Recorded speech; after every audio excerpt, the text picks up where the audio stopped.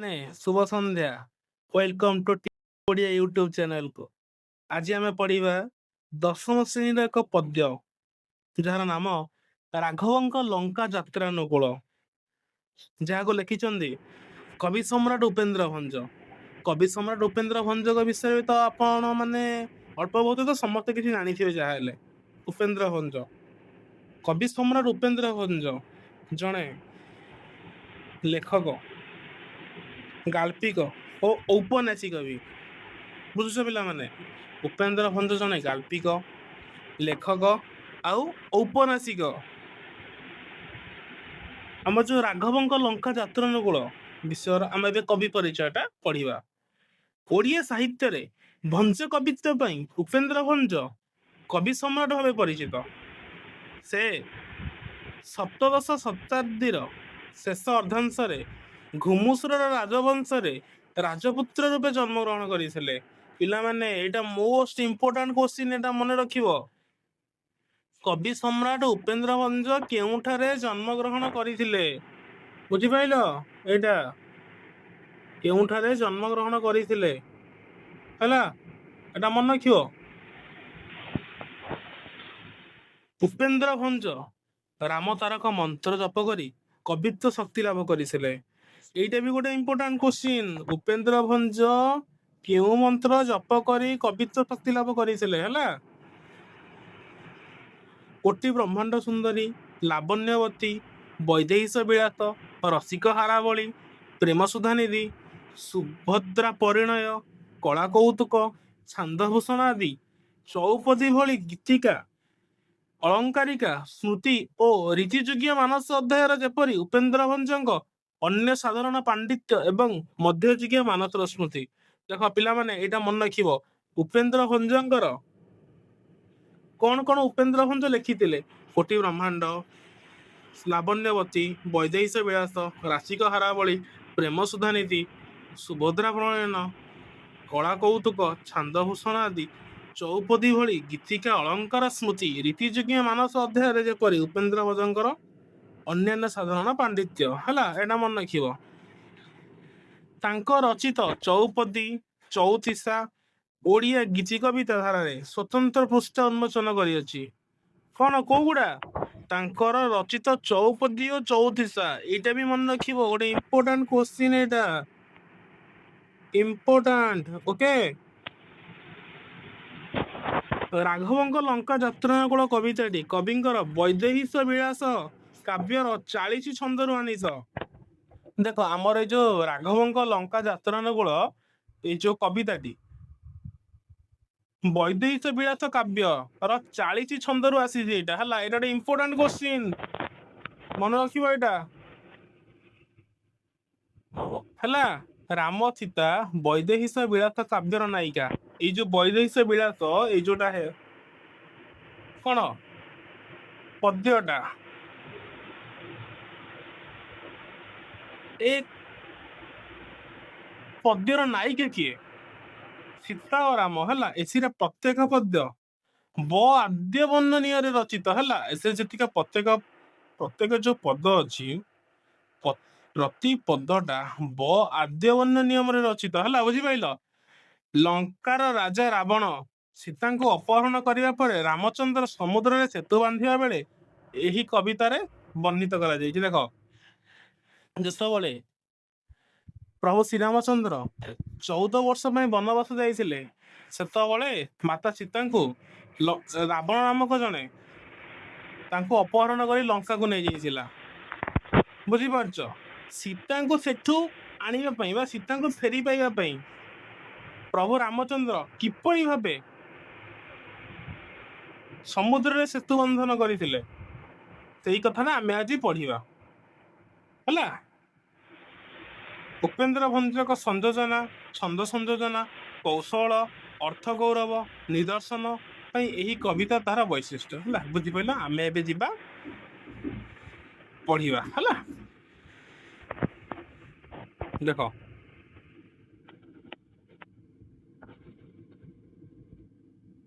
First ଆମେ start କରିବା।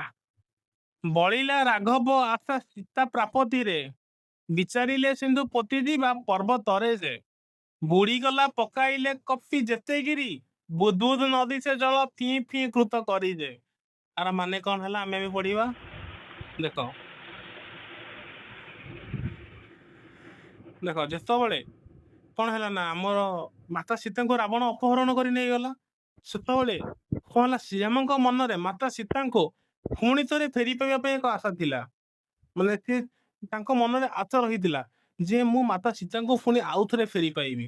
ତେଣୁ କଣ କରିଥିଲେ, ସେ ବାନର ମାନଙ୍କ ସାହାଯ୍ୟରେ ହେଲା, ବାନର ମାନଙ୍କ ସାହାଯ୍ୟରେ ପାହାଡ ଗୁଡିକୁ ପର୍ବତ ଗୁଡିକୁ ଏକ ବିଶାଳ ସମୁଦ୍ର ପୋତିକି ରାସ୍ତା ତିଆରି କରିକି ଲଙ୍କାକୁ ଯିବା ପାଇଁ ସେମାନେ ଗୋଟେ କଣ ବିଚାର କଲେ। କଣ ବିଚାର କଲେ, ସମୁଦ୍ରକୁ କିପରି ଭାବେ ପୋତିବା, ପୋତିକିରି ବଡ ବଡ ପଥର ଆଣିକି ସମୁଦ୍ରକୁ ପୋତିବା ଓ ପୋତି ସାରିକି ରାସ୍ତା ଗୋଟେ ତିଆରି କରିବା। ଯେତେବେଳେ ସମୁଦ୍ରରେ କଣ ହେଲା ନା ବାନର ମାନେ ଯେତେବେଳେ ପଥର ଖଣ୍ଡ ଗୁଡିକୁ ପକେଇଦେଲେ ନା ସେଗୁଡା ସବୁ ବୁଡିଗଲା ସମୁଦ୍ରରେ। ତମେ ଜାଣିଛ ପଥର ଗୁଡା ସମୁଦ୍ରରେ ପକେଇଲେ ମାନେ ଯାହା ହେଲେ ବୁଡିବ, ସବୁ ବୁଡିଗଲା। ମାନେ କଣ ପାଇଁ ବୁଡିଲା, ଦେଖ ସମୁଦ୍ରରେ କେତେ ପାଣି, ଖଣ୍ଡେ ଯେତେବେଳେ ପଥର ପଡିବ ସେ କେମିତି ରହିବ ସେଇଥିରେ, ତମେ ମାନେ କୁହ। ବୁଝିପାରୁଛ, ବୁଝିପାରିଲ ତ? ବଳିଲା ରାଘବ ଆଶା ସୀତା ପ୍ରାପତିରେ ବିଚାରିଲେ ସିନ୍ଧୁ ପୋତି ଯିବା ପର୍ବତରେ ଯେ ବୁଡିଗଲା ପକାଇଲେ କପି ଯେତେଗିରି ବୁଦବୁଦ ନଦୀ ସେ ଜଳ ଫିଁ ଫିଁ କୃତ କରିଯେ। ବୁଝିପାରିଲ? ତାପରେ ଆସିବା ନେକ୍ସଟ, ବିପୁଳ ନିଃଶ୍ୱାସ ତେଜି ବରୁଣ ପ୍ରସନେ ବିନାଶରେ ଶୟନେ ସେ ଦର୍ଭ ଶୟନ ଯେ। ଦେଖ ଆର ମାନେ କଣ ହେଲା, ଯେତେବେଳେ ଆମର କଣ ବାନର ସେନା ମାନେ କଣ ହେଲା, ଯେତେବେଳେ ଆମର ପଥର ଗୁଡିକୁ ସମୁଦ୍ରରେ ପକେଇଲେ, ଯେତେବେଳେ ପଥର ଗୁଡିକ ବୁଡିଗଲା ପ୍ରଭୁ ଶ୍ରୀରାମଚନ୍ଦ୍ର ହତାଶ ହେଇ ପଇଲେ।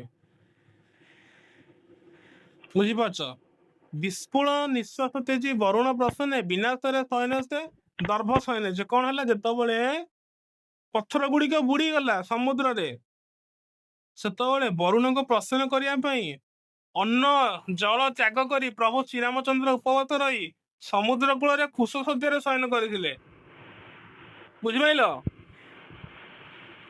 ତାପରଟା, ବୁଧେ ଶୁଣ ଅନ୍ୟ ପ୍ରସଙ୍ଗକୁ ଦଶ ଶିର ବରସିଲା ସୁଖ ସାରଣ କରି ଚାର ଦେ। ଦେଖ କବି ଏଥିରେ କଣ କହୁଛନ୍ତି, କବି କିଏ? ଉପେନ୍ଦ୍ର ଭଞ୍ଜ, କବି ସମ୍ରାଟ ଉପେନ୍ଦ୍ର ଭଞ୍ଜ ଏଠି କଣ କହୁଛନ୍ତି, ହେ ଜ୍ଞାନୀ ପଣ୍ଡିତ ଗଣ, ବୁଧେ ଶୁଣ ଅନ୍ୟ ପ୍ରସଙ୍ଗକୁ ଦଶ ଶିର ବରସିଲା ସେ ସୁଖ ସାରଣ କରିଚାର ଯେ। ଦେଖ ଯେତେବେଳେ ଦଶାସନ ରାବଣ, ରାବଣକୁ କଣ ପାଇଁ ଦଶାସନ କୁହାଯାଇଛି, ରାବଣର 10ଟି ମୁଣ୍ଡ ବୋଲି ରାବଣକୁ ଦଶାସନ କୁହାଯାଇଛି। ରାବଣ ପ୍ରଭୁ ଶ୍ରୀରାମଙ୍କର ଖବର ପାଇଁ ତାର 2ଟା ଗୁପ୍ତଚରଙ୍କୁ ପଠେଇଥିଲା। ସିଏ ହଉଛନ୍ତି କିଏ, ସୁକ ଆଉ ସାରଣ। ଇମ୍ପୋର୍ଟାଣ୍ଟ କ୍ୱେଶ୍ଚିନ୍ ମନେ ରଖିବ, ରାବଣ ସୈନ୍ୟବାହିନୀର ଖବର ସଂଗ୍ରହ କରିବା ପାଇଁ କାହାକୁ ପଠାଇଥିଲା, ଇମ୍ପୋର୍ଟାଣ୍ଟ କ୍ୱେଶ୍ଚିନ୍, ସୁକ ସାରଣ ମନେ ରଖିବ ହେଲା। କଣ ନା ସାର ରାବଣ 2ଟା ତାର ଗୁପ୍ତଚରଙ୍କୁ ପଠାଇଲା କାହା ପାଖକୁ, ପ୍ରଭୁ ଶ୍ରୀରାମଙ୍କ ପାଖକୁ। ସେ ଚୁପ ଚୁପ କରି ଦେଖିବେ ଏମାନେ କଣ କରୁଛନ୍ତି ହେଲା। ବୁଝିପାରିଲ? ଏବେ ନେକ୍ସଟ ଯିବା, ବିଭାଷଣୀ କହେ ଜ୍ୟେଷ୍ଠ ଭାତା ପିତା ପରି ବୁଝି ନ ବୁଝି କୋପିତା ବାଣୀ ପିତା କରିଯେ। ଦେଖ କଣ ହେଲା ଏଥିରେ, ବିଭୀଷଣ, ବିଭୀଷଣ କିଏ, ରାବଣଙ୍କର ଭାଇ। ବିଭୀଷଣ ନିଜ ବଡ ଭାଇ ରାବଣଙ୍କୁ ନ୍ୟାୟ ମାର୍ଗରେ ଯିବା ପାଇଁ ବୁଝାଇ କହିଥିଲେ। ଜ୍ୟେଷ୍ଠ ଭ୍ରାତା ପିତା ସମାନ ଅଟନ୍ତି। ଜ୍ୟେଷ୍ଠ ଭ୍ରାତା କିଏ, ରାବଣ। କାହାର, ବିଭୀଷଣଙ୍କର। ହେଲେ କଣ ତାଙ୍କୁ କହିଲେ, ତମେ ଅହଙ୍କାର ନ କରିକି, ତମ ଅହଙ୍କାର, ଯୋଉ କାହାର ଅହଙ୍କାର, ରାବଣଙ୍କର ଅହଙ୍କାର ଟା, ରାବଣ ତମେ ଜାଣିଛ ବହୁତ, ରାବଣର ଅହଙ୍କାର ବହୁତ।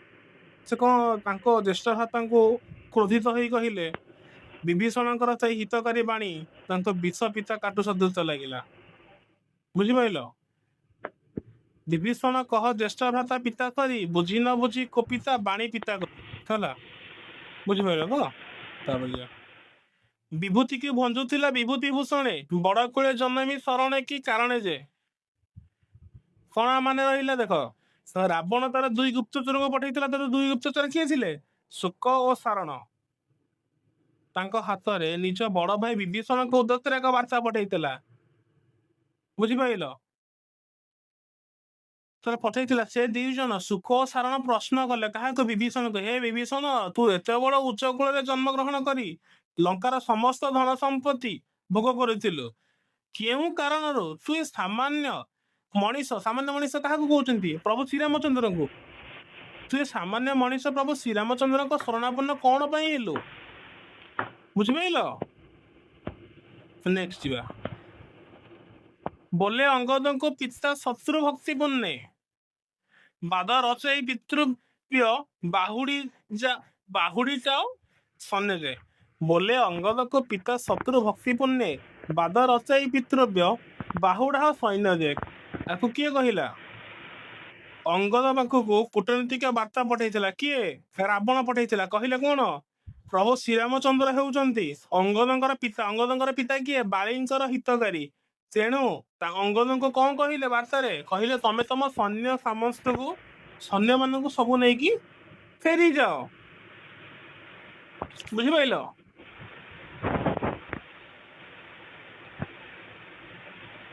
ବିହାୟତେ ବିହରି ସାଗର ଜିଣି ପାର ବର୍ତ୍ତକ ସ୍ୱରୂପ ଧୃତ କେଁ କେଁ ଦିହ କହିଯେ।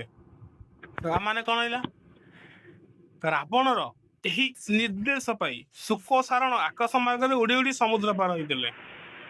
ସେମାନେ କଣ? ବିହାୟସେ ବିହରି ସାଗର ଜିଣି ପାର ବର୍ତ୍ତକ ସ୍ୱରୂପ ଧୃତ କେଁ କେଁ ଦିହ କହିଯେ। ଦେଖ ସେମାନେ କଣ? ବର୍ତ୍ତକ ପକ୍ଷୀର ଛଦ୍ମ ବେଶ ଧାରଣ କରିଥିଲେ। ଆକାଶରେ କଣ? କେଁ କେଁ ଶବ୍ଦ କରି ଏକ ଗୁପ୍ତ ବାନର ମାନଙ୍କର ସେନାଙ୍କୁ ଶୁଣାଇଥିଲେ। ବୁଝିପାରିଲ? କୋଉମାନେ? ରାବଣଙ୍କର ଦୁଇ ଗୁପ୍ତଚର ଶୁକ ଓ ସାରଣ। ବିଖ୍ୟାତ କରୁ ବିଂଶ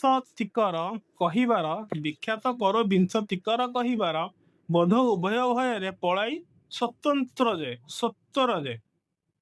ଆର କଣ ରହିଲା? ଦେଖ, ବିଂଶତିକର ବା 20। ବିଂଶତିକ ମାନେ କଣ? 20 ହାତ ଥିବା ରାବଣର କଥା ପ୍ରକାଶ ସାରିବା ପରେ ଶୁକ ସାରଣ ଅତ୍ୟନ୍ତ ଭୟଭୀତ ହୋଇଯାଇଥିଲେ। କଣ ପାଇଁ? ଯେତେବେଳେ ସେ ବାନର ମାନଙ୍କୁ ଉପରୁ ଉଡି ଉଡି ବାର୍ତ୍ତା ଦେଉଥିଲେ ବାନର ମାନେ କଣ? ରାଗିଗଲେ। ତାଙ୍କୁ କ୍ରୋଧରୁ ରକ୍ଷା ପାଇବା ପାଇଁ ସେମାନେ ଶୀଘ୍ର ପଳାଇ ଆସିଲେ। କୋଉମାନେ? ରାବଣର ଦୁଇ ଗୁପ୍ତଚର ଶୁକ ଓ ସାରଣ। ହେଲା, ବୁଝିପାରିଲ? ବାହୁଡି ରାବଣ କହେ ଶୁଣ ଦେବ ରିପୁ। ବାହୁଡି ରାବଣ କହେ ଶୁଣ ଦେବ ରିପୁ ବୋଇଲା ଅନୁଯୋଗୀ ବି ସୀତାଙ୍କୁ ସମର୍ପୂଜେ। କଣ କହିଲା? ଲଙ୍କାରୁ ଫେରିଆସି ଗୁପ୍ତଚର ମାନେ ଦେବତାଙ୍କର ଶତ୍ରୁ ରାବଣକୁ ସମସ୍ତ କଥା ଜଣେଇଲେ। ସେମାନେ କହିଲେ ଯେ ତୁମର ଅନୁଜ ସାନ ଭାଇ ବିଭୀଷଣ କହିଛନ୍ତି ଯେ ତୁମେ ମାତା ସୀତାଙ୍କୁ ସମର୍ପଣ କଲେ ସେ ଯାଇ ଫେରିବେ। ଦେଖ ଏଠି କଣ? ଦେଖ, ରାବଣ ଯେତେବେଳେ ତାର ଗୁପ୍ତଚର ମାନଙ୍କୁ ପଠାଇଥିଲା କାହା ପାଖକୁ? ବିଭୀଷଣଙ୍କ ପାଖକୁ। ସେମାନେ ଗୁପ୍ତଚର ମାନେ କଣ କହିଥିଲେ? ତମର ଲଙ୍କାରେ କଣ ଅମାପ ସମ୍ପତ୍ତି ଥାଇକି ତମେ ଏଠି କାହିଁ ଏତେ ଶରଣାପନ୍ନ ହେଇଛ? ତାଙ୍କର ଭାଇ ସେଠି ଉତ୍ତର କଣ ଦେଇଥିଲେ? ବିଭୀଷଣ କହିଲେ ତୁମେ ମାତା ସୀତାଙ୍କୁ ସମର୍ପଣ କଲେ ସେ ଯାଇକି ଲଙ୍କାକୁ ଫେରିବେ, ନହେଲେ ଫେରିବେନି। ବୁଝିପାରିଲ? ପଇଲୁ ଅଙ୍ଗ ଦେବାରୁ କି ଧର୍ମେ ବଜ୍ରଘାତ ସମତଳ ପ୍ରହାରିଲା ବ୍ୟମୋଜେ। ଆର ମାନେ କଣ ରହିଲା? ଦେଖ, ଗୁପ୍ତଚର ରାବଣକୁ ଆହୁରି ମଧ୍ୟ ଗୋଟେ କଥା କହିଥିଲେ। କଣ କହିଥିଲେ?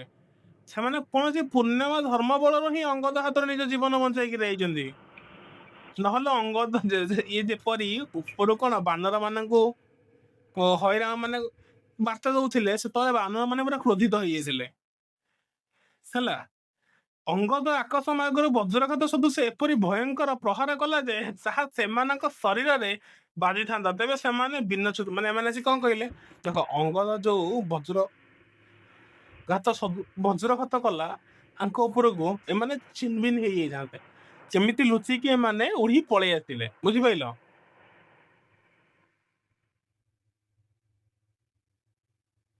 ବାଜିଥିଲେ ଚୂର୍ଣ୍ଣ ବା ପାତାଳ ବିଜିଥିବ ବିନ୍ଧ୍ୟାଧନୁ ତୋତି ହେଲେ ବଞ୍ଚାଇ ଦମ୍ଭର ଯେ। କଣ ହେଲା? ଦେଖ, ତେବେ ଗୁପ୍ତଚର ରାବଣର ଦୁଇ ଗୁପ୍ତଚର କିଏ ଶୁକ ଓ ସାରଣ ଆସି ରାବଣକୁ କହିଲେ, ଯଦି ଅଙ୍ଗଦର ବଜ୍ରଘାତ ପ୍ରହାର ସେମାନଙ୍କ ଉପରେ ବାଜିଥାନ୍ତା ତେବେ ସେମାନେ ଚୁନବିନ ହୋଇଯାଇଥାନ୍ତେ। ହେଲା, କିନ୍ତୁ ସେମାନେ ତାଙ୍କ ନିଜ ଜୀବନ ରକ୍ଷା କରି ସେଠୁ ପଳାଇ ଆସିଲେ। ନେକ୍ସଟ ସ୍ଲାଇଡ୍ ଯିବା। ବଳ କେତେ ବୋଲୁ ବୋଲେ ଯେତେ ଶଙ୍ଖ ସେଇ, ବାରି ରାତିରେ ଜନିତ ତତେ ଶଙ୍ଖ ନାହିଁ ଯେ। କଣ ହେଲା? ରାବଣ ଯେତେବେଳେ ଶ୍ରୀରାମଙ୍କର ବାନର ସେନାର ସଂଖ୍ୟା ପଚାରିଲା କାହାକୁ, ତାର ଦୁଇ ଗୁପ୍ତଚରଙ୍କୁ ଶୁକ ଓ ସାରଣଙ୍କୁ, ଗୁପ୍ତଚର ମାନେ ଉତ୍ତର ଦେଲେ କଣ, ଏତେ ଅଧିକ ଯେ ତାହା ଗଣି ହବ ନାହିଁ, ଅଗଣିତ। ବୁଝିପାରିଲ? ବିତରଣେ ସାଗର କି ପାଞ୍ଚେ ପଚାରିଲା, ବିହେ ରାମ କୁଶସଯ୍ୟ ପ୍ରତ୍ୟୁତ୍ତର ଦେଲା। ଯେ ଦେଖ, ଏହାପରେ ରାବଣ ପଚାରିଲା କଣ, ବିଶାଳ ସମୁଦ୍ର ପାର ହେବା ପାଇଁ ଶ୍ରୀରାମଚନ୍ଦ୍ର କଣ ଉପାୟ ବାଞ୍ଚିଛନ୍ତି?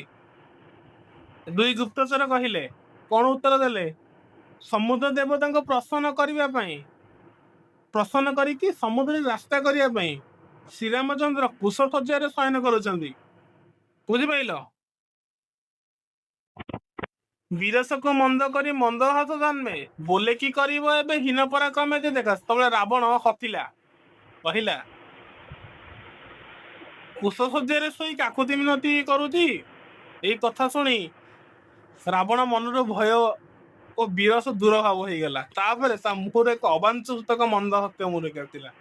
ସେ ଅହଙ୍କାରରେ କହିଲା, ଯେଉଁ ବ୍ୟକ୍ତିର ସମୁଦ୍ର ପାର ହେବା ପାଇଁ ସାମର୍ଥ୍ୟ ନାହିଁ, ସେ ଉପବାସ କରି କୁଶସଜ୍ଜାରେ ପଡି ରହିଛି। ଏଭଳି ହୀନ ପରିକ୍ରମା ବ୍ୟକ୍ତି ତାର ବା କଣ କରିପାରିବ? ବୁଝିପାରୁଛ? ଯେତେବେଳେ ସମୁଦ୍ରରେ ପଥର ଖଣ୍ଡ ଗୁଡ଼ିକ ବୁଡ଼ିଗଲା, ସେତେବେଳେ କଣ, ପ୍ରଭୁ ଶ୍ରୀରାମଚନ୍ଦ୍ର ହତାଶ ହୋଇଗଲେ। ସେଥିଲାଗି ସେ କୁଶସଜ୍ଜାରେ ଶୟନ କଲେ। ସେଇ ଶୟନ କରିବାଟା ଦେଖିଛନ୍ତି କିଏ? ଶୁକ ଓ ସାରଣ ଆସିକି ରାବଣକୁ ଯେତେବେଳେ କହିଲେ, ରାବଣ ହସିଲା, କହିଲା ଏଭଳି ହୀନ ପରିକ୍ରମା ବ୍ୟକ୍ତି ତାର ବା କଣ କରିପାରିବ? ମାନେ କାହାକୁ କହିଲା? ପ୍ରଭୁ ଶ୍ରୀରାମଚନ୍ଦ୍ରଙ୍କୁ କହିଲା। ବୁଝିପାରିଲ? କଣ ପାଇଁ? ପ୍ରଭୁ ଯୋଉ କୁଶସଜ୍ଜାରେ ଶୟନ କରିଛନ୍ତି। ବୁଝିପାରୁଛ? ଦେଖ, ଏଇଟା ମୁଁ ପଢୁଛି ଆଜିରୁ। ଦେଖ ପିଲାମାନେ, ସବୁ ସ୍ଲାଇଡ୍, ସବୁ ଗୋଟେ ଲେଖା ପଦ୍ୟରୁ କୋଶ୍ଚିନ୍ ଅଛି। ତମର ସରଳାର୍ଥ ପଡିବ। ସରଳାର୍ଥ ମୁଁ କହୁଛି, ତମର ମେନ୍ ସରଳାର୍ଥ କୋଉଟା ପଡିବ ଦେଖ। ଯଦି ପିଲାମାନେ ବୁଝିପାରିଲ, ସମସ୍ତେ ବୁଝିପାରିଲେ କି ନାହିଁ କମେଣ୍ଟ ମାଧ୍ୟମରେ ଜଣେଇବ ହେଲା। ଏଇଟା ଗୋଟେ ଇମ୍ପୋର୍ଟାଣ୍ଟଟା। ବିସ୍ଫୁଳ ନିଶ୍ୱାସ ତେଜି ବରୁଣ ପ୍ରସନ୍ନେ, ବିନା ଶୟନରେ ଶୟନ ଯେ ଦର୍ଭ ଶୟନ ଯେ। ହେଲା, ଏଇଟା ଗୋଟେ ଇମ୍ପୋର୍ଟାଣ୍ଟ ସରଳାର୍ଥ, ଇମ୍ପୋର୍ଟାଣ୍ଟ। ଏଟାକୁ ପଢିକି ଯିବ ହେଲା।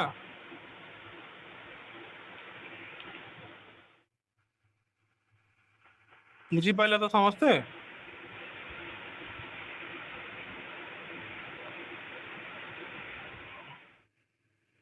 ଦେଖ, ଏଥିରୁ ଆମେ କଣ ବୁଝିଲେ? କବି ସମ୍ରାଟ ଉପେନ୍ଦ୍ର ଭଞ୍ଜଙ୍କ ରଚିତ ରାଘବଙ୍କ ଲଙ୍କା ଯାତ୍ରାନୁକୂଳ କବିତାରେ ବର୍ଣ୍ଣିତ ଘଟଣା ଅନୁଯାୟୀ ମାତା ସୀତାଙ୍କୁ ଉଦ୍ଧାର କରିବା ପାଇଁ ଶ୍ରୀରାମ ବାନର ସେନାଙ୍କ ସହାୟତାରେ ସମୁଦ୍ରରେ ପର୍ବତ ପକାଇ ରାସ୍ତା ନିର୍ମାଣ କରିବାକୁ ଚେଷ୍ଟା କରିଥିଲେ। ମାତ୍ର ସେହି ବିଶାଳ ପର୍ବତ ଗୁଡ଼ିକର ସମୁଦ୍ରର ଅତାଳ ଜଳରାଶି ସମ୍ପୂର୍ଣ୍ଣ ବୁଡ଼ିଯିବାରୁ ଶ୍ରୀରାମଚନ୍ଦ୍ର ହତାଶ ହୋଇ ସମୁଦ୍ର ଦେବତା ବରୁଣଙ୍କୁ ପ୍ରସନ୍ନ କରିବା ନିମନ୍ତେ ଅନ୍ନ ଜଳ ତ୍ୟାଗ କରି କୁଶସଜ୍ଜାରେ ଉପବାସ କଲେ। ବୁଝିପାରିଲ? ଅନ୍ୟ ପ୍ରକାରେ ମୁଁ ଏଇଟା ପଢିଦେବି, ତାପରେ ତମକୁ ମୁଁ ବୁଝେଇଦେବି। ଅହଙ୍କାରୀ ରାବଣ, ଗୋଟେ ସମରୀରେ ବୁଝେଇଦେବି ହେଲା। ଅହଙ୍କାରୀ ରାବଣ ନିଜ ସାନ ଭାଇ ବିଭୀଷଣଙ୍କର ହିତ କଥାକୁ ଅଣଦେଖା କରି ଶ୍ରୀରାମଙ୍କ ସୈନ୍ୟ ବାହିନୀର ଖବର ଆଣିବା ପାଇଁ ଶୁକ ଓ ସାର ନାମକ ଦୁଇ ଗୁପ୍ତଚରଙ୍କୁ ପଠାଇଥିଲେ।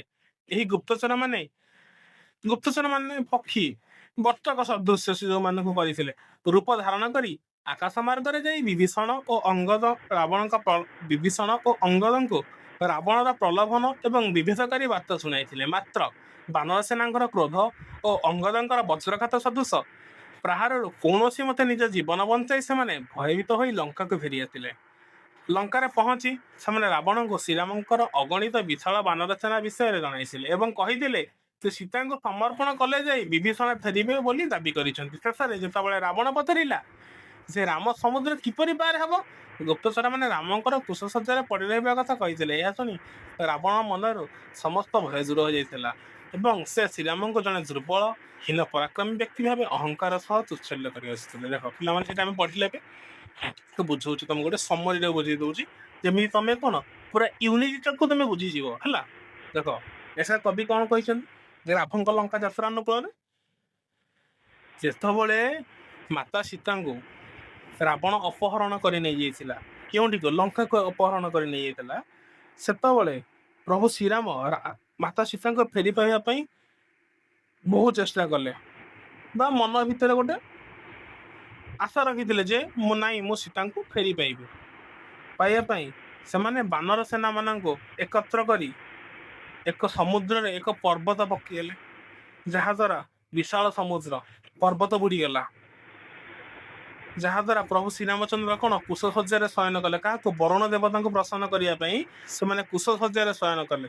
କୁଶସଜ୍ଜାରେ ଶୟନ କରିବା ବେଳେ ସେତେବେଳେ ରାବଣର ଦୁଇ ଗୁପ୍ତଚର ଆସିଥିଲେ। କାହା ପାଖକୁ? ବିଭୀଷଣଙ୍କ ପାଖକୁ ବାର୍ତ୍ତା ନେଇକି ଆସିଥିଲେ, ହେ ବିଭୀଷଣ, ତୁମର ସେଠି ଅମାପ ସମ୍ପତ୍ତି ଥାଉ, ତମେ କାହିଁ ଏଠି ଆସି ଶରଣାପନ୍ନ ହେଇଛ? କାହା ପାଖରେ? ପ୍ରଭୁ ଶ୍ରୀରାମଙ୍କ ପାଖରେ। ଏହା ଶୁଣି ବିଭୀଷଣ ଉତ୍ତର ଦେଇଥିଲେ କଣ, ତମେ ଯଦି ମାତା ସୀତାଙ୍କୁ ଫେରେଇ ଦବ ତାହେଲେ ବିଭୀଷଣ ଫେରିବେ, ନହେଲେ ବିଭୀଷଣ ଫେରିବ ନାହିଁ। ଏହି ସବୁ କଥା ଶୁଣି ବାନର ମାନଙ୍କୁ ବି ସେମାନେ କଣ କିଛି କୂଟନୈତିକ ବାର୍ତ୍ତା ପ୍ରଦାନ କଲେ, ଯାହାଦ୍ୱାରା ବାନର ମାନେ ରାଖି ଯାଇଥିଲେ କାହା ଉପରେ? ତାହେଲେ